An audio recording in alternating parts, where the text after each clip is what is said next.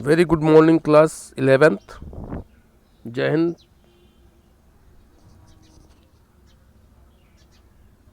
आशा है कि आप स्वस्थ सानंद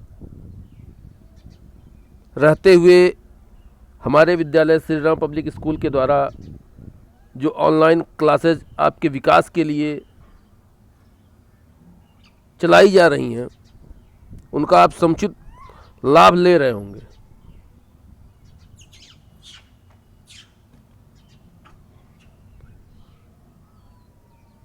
देखने में आ रहा है कि विद्यार्थियों का प्रतिशत संतोषजनक नहीं है,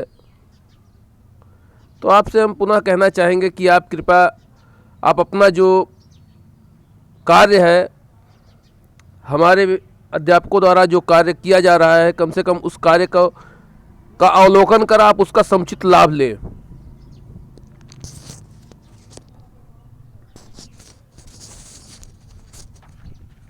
अभी तक हमने 2 पाठ हिंदी में पढ़े हैं। पहला है कबीरदास, दूसरा प्रेमचंद जी का नमक का दरोगा था, उसको आपने पढ़ा होगा, सुना होगा,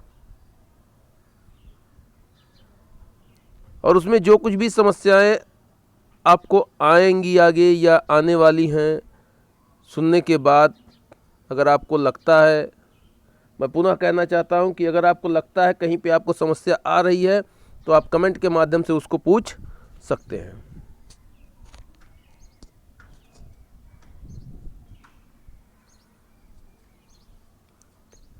अगला मैं ये कहना चाहूँगा, अगला संदेश आपके लिए ये है कि ऑन मंडे 6 to 7 PM आपका हम एक छोटा सा टेस्ट लेना चाहेंगे।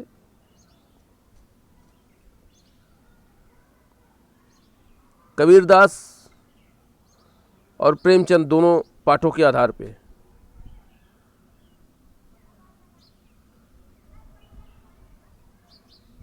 6 PM पे जो है वो टेस्ट स्टार्ट होगा और 6:30 पे ओवर हो जाएगा।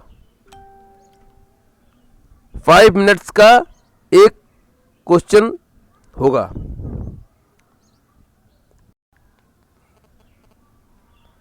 एक क्वेश्चन 5 मिनट का होगा।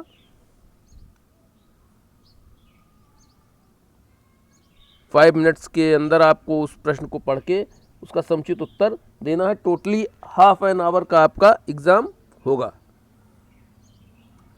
6 PM to 6:30 के बीच में आप अधिक से अधिक संख्या में ऑनलाइन आकर उन प्रश्नों का अपनी समझ के अनुसार, अपनी विवेक के अनुसार उत्तर देने का प्रयास करें। आज हम आपको आपके पाठ्यपुस्तक का काव्यखंड का जो दूसरा पाठ है मीराबाई, उस पर कुछ प्रकाश डालने का प्रयास करेंगे।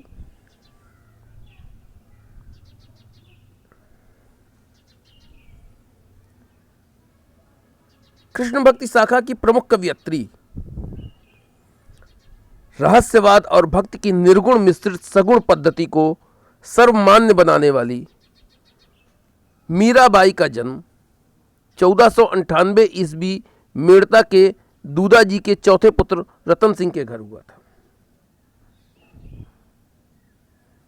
गांव का नाम कुड़की गांव है, जो कि मारवाड़ रियासत में के अंतर्गत है।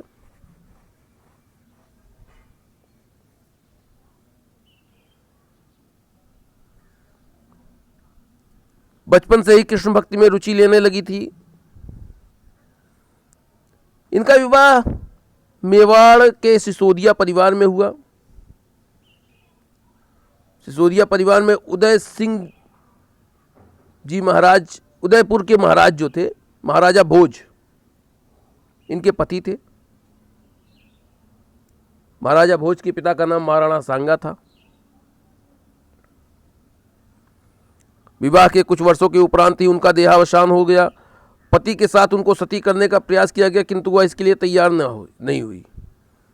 पति की मृत्यु पर भी मां मीरा ने अपना श्रृंगार नहीं उतारा, क्योंकि वह गिरधर को अपना पति मानती थी।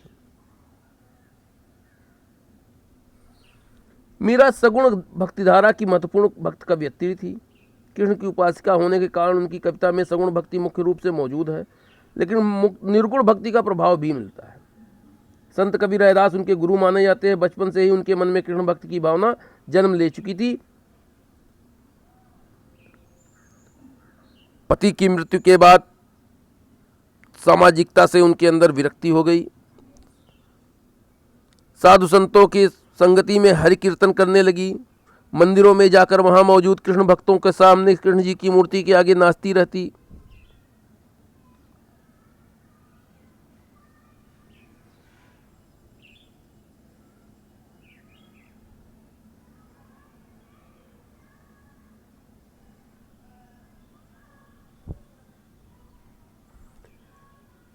कृष्ण भक्ति में इनका नाचना और गाना बजाना राज परिवार को अच्छा नहीं लगा।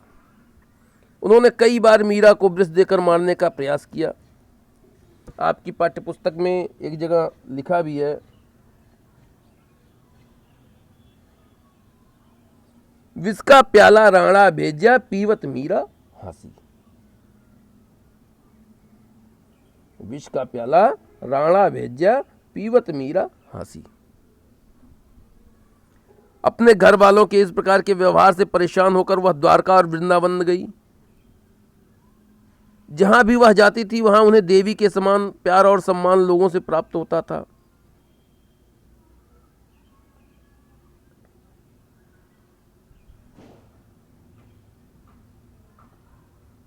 उस समय बहुत बड़ी राजनीतिक उथल पुथल हो रही थी।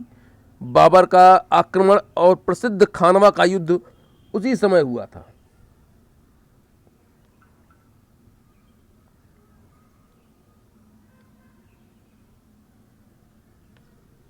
चित्तौड़ राजघराने में अनेक कष्ट उठाने के बाद मीरा वापस मेड़ता आ गई। वहां से उन्होंने कृष्ण की लीला भूमि वृंदावन की यात्रा की। जीवन के अंतिम दिनों में वे द्वारिका चली गई। जीवन भर मीराबाई द्वारा कृष्ण भक्ति करने के कारण उनकी मृत्यु भी श्री कृष्ण भक्ति करते हुए ही हुई। कुछ मान्यताओं के अनुसार वर्ष 1546 में द्वारका में वे कृष्ण भक्ति करते करते रणछोड़ दास की मंदिर की मूर्ति में समाहित हो गई।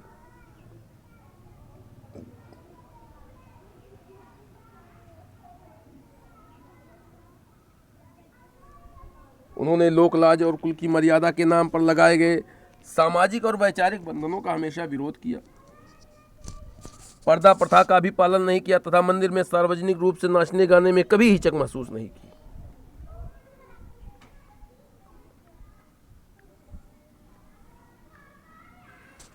मीरा मानती थी कि महापुरुषों के साथ संवाद, जिसे सत्संग कहा जाता है, से ज्ञान प्राप्त होता है और ज्ञान से मुक्ति मिलती है।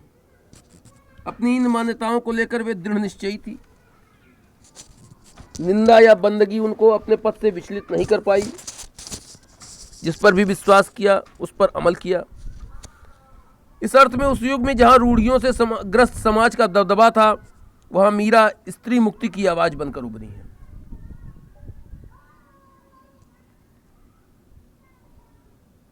मीरा की कविता में प्रेम की गंभीर अभिव्यंजना है। उसमें विरह की वेदना और मिलन का उल्लास भी है। मीरा की कविता का प्रधान गुण सादगी और सरलता है। कला का अभाव ही उसकी सबसे बड़ी कला है। उन्होंने मुक्तक गेय पदों की रचना की। लोक संगीत और शास्त्रीय संगीत दोनों क्षेत्रों में उनके पद आज भी लोकप्रिय हैं। उनकी भाषा मूलतः राजस्थानी है तथा कहीं कहीं ब्रज भाषा का भी प्रभाव है।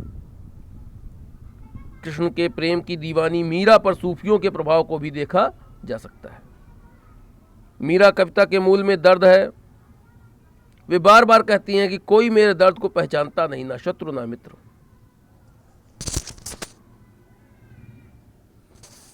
आपके पाठ्य पुस्तक में जो भी दोनों पद दिए हुए हैं वो नरोत्तम दास स्वामी द्वारा संकलित संपादित मीरा मुक्तावली से लिए गए हैं। इस पाठ्य पुस्तक में जो प्रथम पद है, पहले पद में मीरा ने कृष्ण से अपनी अनन्य चिंता व्यक्त की है तथा व्यर्थ के कार्यों में व्यस्त लोगों के प्रति दुख प्रकट किया है। दूसरे पद में प्रेम रस में डूबी हुई मीरा सभी रीति रिवाजों और बंधनों से मुक्त होने और गिरधर के स्नेह के कारण अमर होने की बात कह रही हैं।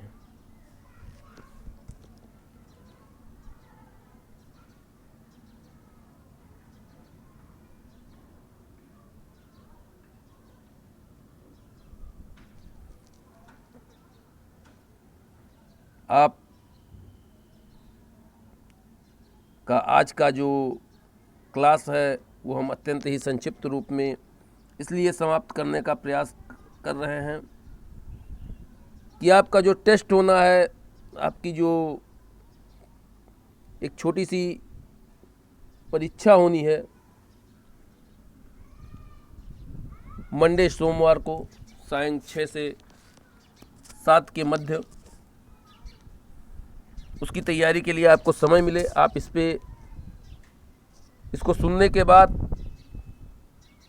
आपको जो दोनों पाठ पढ़ाए गए हैं विगत दिनों में, उस पर आप विशेष ध्यान दें।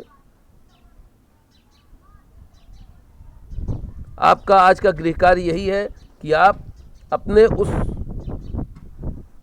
विगत पढ़ाए गए पाठों को अच्छे से तैयार कर लें, जिससे जो भी प्रश्न आपसे पूछा जाए उसका समुचित उत्तर देने का आप प्रयास करें। धन्यवाद। जय हिंद क्लास।